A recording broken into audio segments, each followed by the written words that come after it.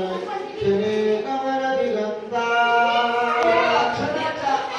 दिशेच्या रामचंद्र प्रभूकडे नाथराया गेले काय म्हणते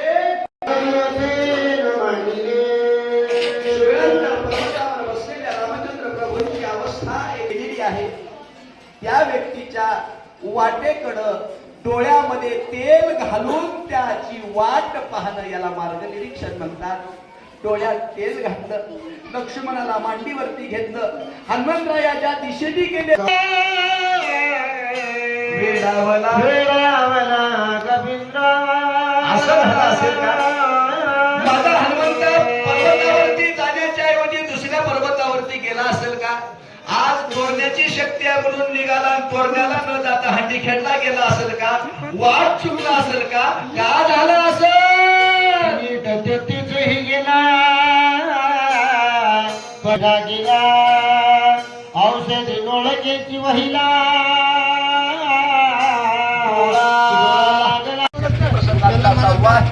संपत आला.